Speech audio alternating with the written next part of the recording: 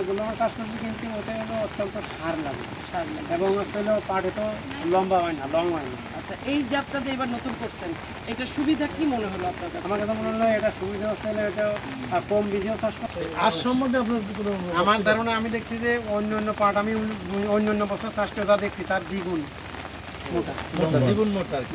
মানে আঁশ বেশি হওয়ার সম্ভাবনা আছে। এই সম্ভাবনা আছে। আমি দেখছি এখন স্বল্প মেয়াদ, মাত্র 110 দিনেই আপনি হচ্ছে এটা কেটে ফেলতে পারবেন।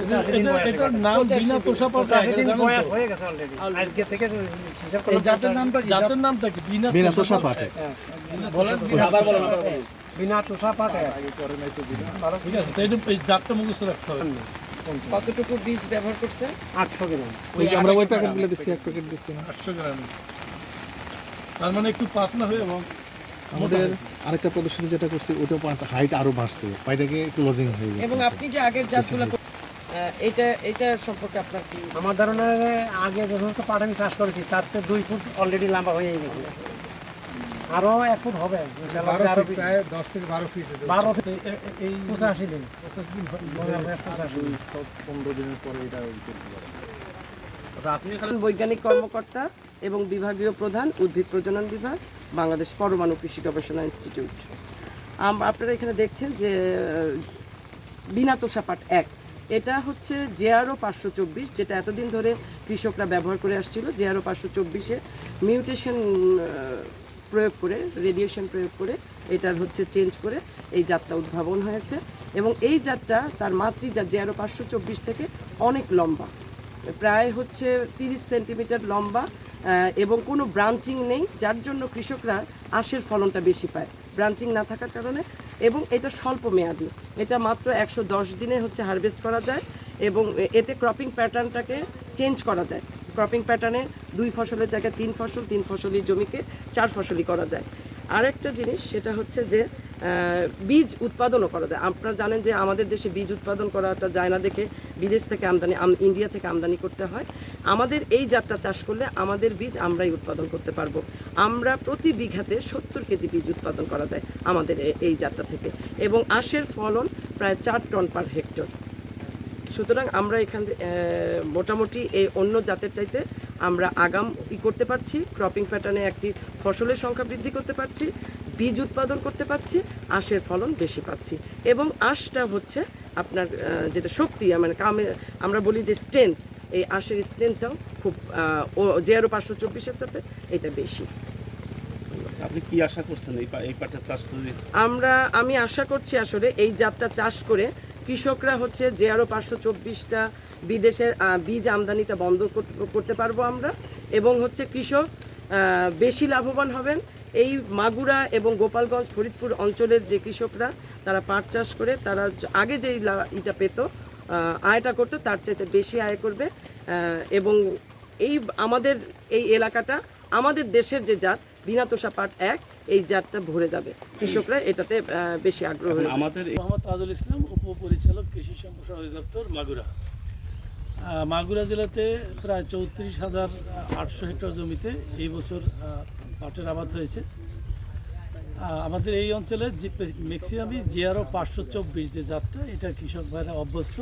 তো সরকার ইতিমধ্যে চেষ্টা করছে যে আমাদের তোষাপাট যে জাতগুলো আছে, অর্থাৎ বিনা তোষাপাট 1, তারপরে বিজার তোষাপাট 1 যেটা সবুজ সোনা, সেই জাতের আবাদ যাতে বৃদ্ধি পায়, যাতে বাংলাদেশি বীজ ব্যবহার করতে পারে। এবং ইতিমধ্যে বীজ উৎপাদনের জন্য প্রণোদনা দিবেন, এটা আমাদের অলরেডি নির্ধারিত হয়ে গেছে। তো যাই হোক, আমরা চাই যে ভারতীয় বীজ ব্যবহার না করে দেশি বীজ যাতে ব্যবহার করা যায়।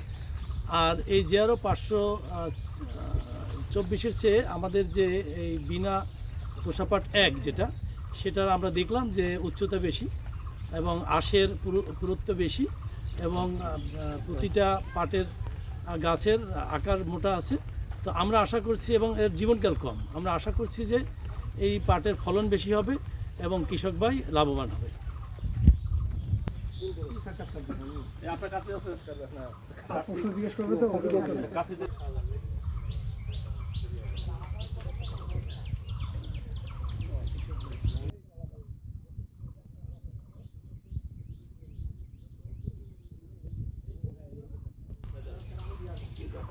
কাঠ কতগুলো কাঠ?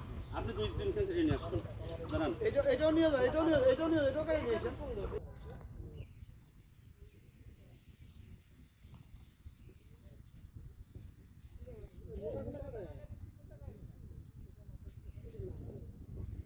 দাও।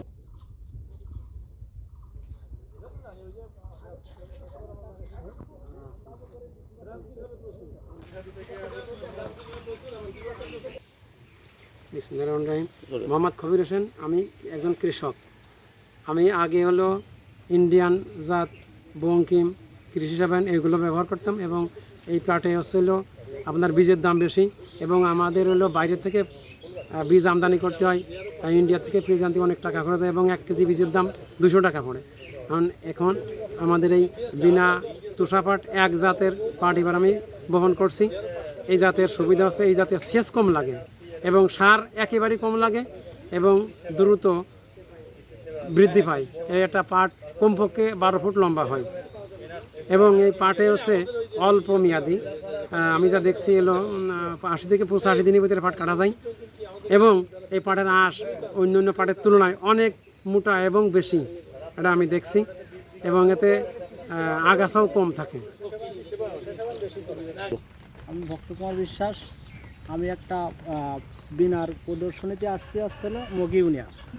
এই কবির ভাই এই বিনা তুষাপাট 1 এই পাটটা করেছে। আমি ইন্ডিয়ান পাটটা করতাম। ইন্ডিয়ান পাট আমার 40 থেকে 50 টন পাট পাই আমি, কিন্তু ইন্ডিয়ান পাটের চাইতে এই বিনা তুষাপাট 1টা খুব লম্বা হয়েছে এবং খুব ভালো হয়েছে। মানে ইন্ডিয়ান জাতের চাইতে এই পাটটা করলে আমরা অনেক লাভবান হব। বিনা তুষাপাট 1 করার মানে আমি আসলে আগ্রহ হয়েছি এই কবির ভাইয়ের আসছিল প্রদর্শনী দেখে আমি এই বিনা তুষাপাট 1 করার আগ্রহ হয়েছি। আমি ভক্ত কুমার বিশ্বাস, দারিয়াপুর বাড়ি আমার, কিন্তু আমি আসলে মাগুরা সদরের মগি ইউনিয়নে একটা পাট প্রদর্শনীতে আসছি। এসে দেখলাম তুষাপাট 1 বিনার এইটা অনেক ভালো হয়েছে। আমি আসলে ইন্ডিয়ান পাটটা করি কৃষি সেবায়ন, কিন্তু কৃষি সেবায়ন পাটের চাইতে বিদেশি পাট আনার বীজ আনার চাইতে এই পাটের মান ভালো এবং আসলে আমরা এই পাট করে অনেক লাভবান। তা আপনাদেরকে কিন্তু এই কারণে দেখানো হয়েছে প্রায়োগিক পরীক্ষণ এটা। হ্যাঁ, প্রায়োগিক পরীক্ষণ মানে হচ্ছে এখানে অনেকগুলো আছে। এবার বিনা তুষাপাট 1 ভালো করছে বললে তারপরে আপনি নেবেন, ঠিক আছে? আমরা বীজ দিব।